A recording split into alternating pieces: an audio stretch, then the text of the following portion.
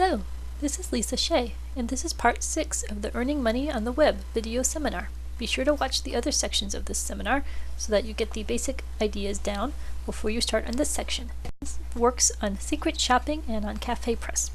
So let's start with secret shopping. When you are a secret shopper, you are getting paid to shop and eat.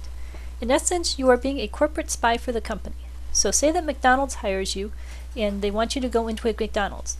If they, as the bosses, went in, then all the McDonald's employees would act really nice and would be very sweet and would give them perfect food.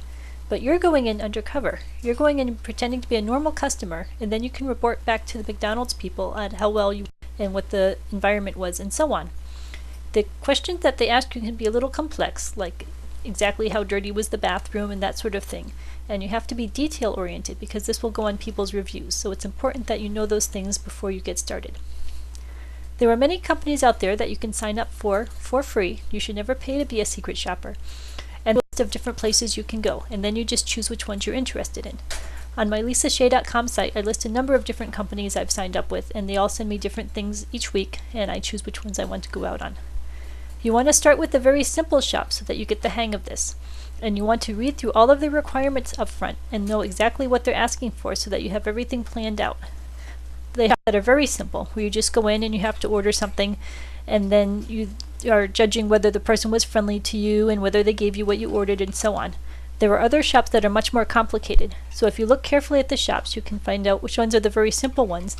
And even if you're not really interested in that restaurant or that shop, it's good to try the simple ones, so that way you get a little practice at it, environment, and you of course get paid for it. Some of the shops will give you a flat fee for going in, and other of the shops will give you up to X amount in purchases. So for example, you could get a restaurant shop where they let you pay up to $100 worth of food, which could be great for you, not only for the food you eat, but leftovers, so you could feed yourself for a couple days. When you go for the secret shop, the key is that you're being undercover. They shouldn't know that you're doing a secret shop because you're trying to see how they treat the normal average person who comes in off the street.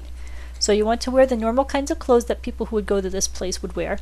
You don't want to ever take notes in front of them or look like you're watching your watch. You want to be polite because you want to give them the best possible chance of succeeding. You shouldn't tell them that they're doing things wrong or anything like that. You should be quiet, and you should keep a notepad in your purse or wallet, and then when you go off to the bathroom, your notes there, so that way you don't have to remember everything during the entire trip. You do want to wear a watch, preferably one that has a digital timer on it, and you want to be good with numbers so that you can keep track of a couple of times. Many of the secret shops will ask you how long it took before your menu, or how long the waiter took before he ordered your main dish, and that sort of thing. So the more that you do it, the easier it gets. So again, if you start with a simple shop, then it's easy for you to get the hang of it and not be nervous. You work up to the more complicated shops where they want the time between the appetizer and the time between the main meal. It becomes second nature to you, and it's easy for you to remember those numbers. Often they just want to know ranges too. Did they bring the main meal within 10 minutes, or did it take more than 10 minutes? That's usually good to remember. When you write up your secret shop, you want to be very objective. Remember that these secret shops often go on someone's resume or on their corporate notes. So you want to make sure that you're not making disparaging remarks about people like the fat waitress or that sort of thing. You want to be very polite in your write-up. You want to be very professional. You also want to be very detailed. If someone did a sequence of events which was not normal, then you want to list out the entire sequence so that the people who can talk with her can get that resolved for you. If there was a dirty situation in the bathroom, you don't just want to say the bathroom was dirty. You want to say there's papers on the floor or the soap was overflowing, so that way they know what sorts of things to fix. The more detail that you provide, also the more quality that they look at when they look at the review you've written up, and you'll get the ability to do better and better reviews.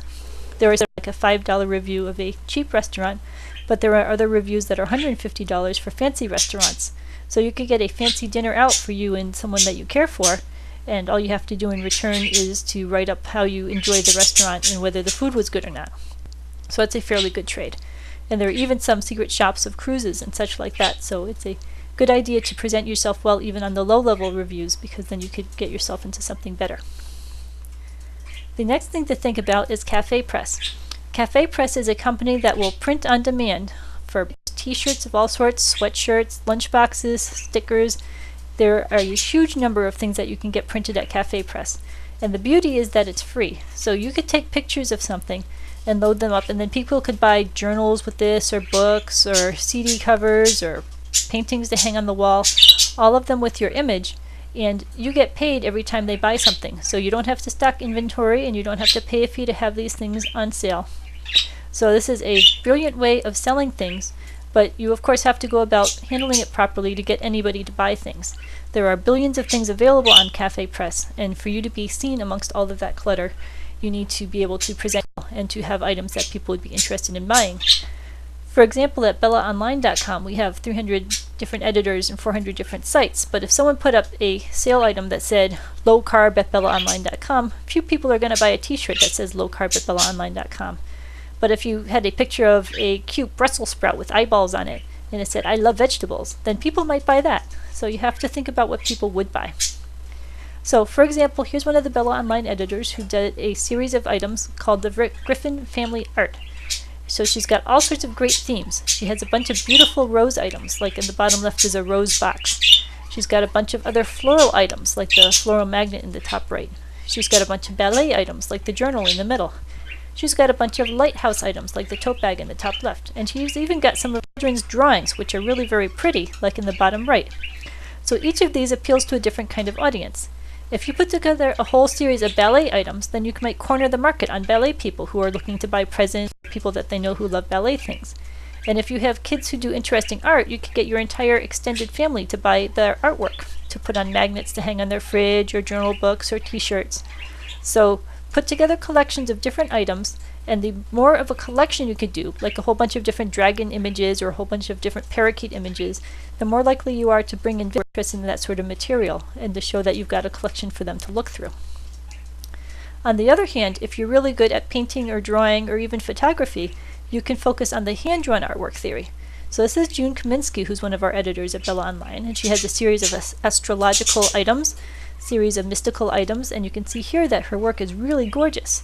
So someone who falls in love with her particular art style might then buy a whole bunch of different items from her because they really like her art style. So this is true again for like if you do photography, taking pictures of wildlife scenery. You could go out and do different wildlife scenery items, and someone who really loves your wildlife scenery style could then buy cards to give out for Christmas, or they could give out t-shirts to friends and family, or they can do paintings to hang on their wall. So there's all sorts of different kinds of things that you could sell here. And again, the more that you get into a theme or a style, the more likely you are to build a following. If you live in a town that has interesting scenery, whether it's a big town or a little town, you can go around and take pictures of that scenery. So if you live in New England and there's a lot of gorgeous foliage in the fall, you could go around and take pictures of the foliage. Not only would this appeal to local people who would love to have things that have their local town name on it, but it would also appeal to people who love foliage. So if you lived in the desert area and it took a bunch of pictures of desert scenery, this would appeal to your local people who like pictures of their hometown, but also to all sorts of people all over the world who love desert scenery. So every town has its own particular charm. Go wandering around your town and see what kinds of items are out there, and you might be surprised at how many people are interested in buying it. And again, it comes to the theme idea. The more that you can build a collection of themed ideas, the more likely you are to get attracted. Finally, there are many quotes out there. Make sure, of course, that the quote is public domain, so it's great to go with quotes that are from more than 100 years ago so that you don't have people complaining that you're selling their written words and violating copyright law. But there's all sorts of quotes out there about peace and love and success and other powerful messages that are positive. So think about the kinds of messages that you want to promote, and then combine them with your works of art or your photography or other color combinations that you've got available. So now you're providing your pretty picture that you have, and also meaningful words. So you could do the I Corinthians, love is patient, love is kind, or you can do the other famous quotes that are out there. And people would find those fascinating, not only because the message is powerful, and this is great on a journal and such, but because the imagery is powerful. So you get a lot of buyers that way. So I've got a lot of information on these two topics on lisashea.com. You can see examples and follow links. Be sure to follow the other parts of the seminar for ideas on how to sell items on the web and make money. And I hope you have a wonderful day. Thank you very much for watching.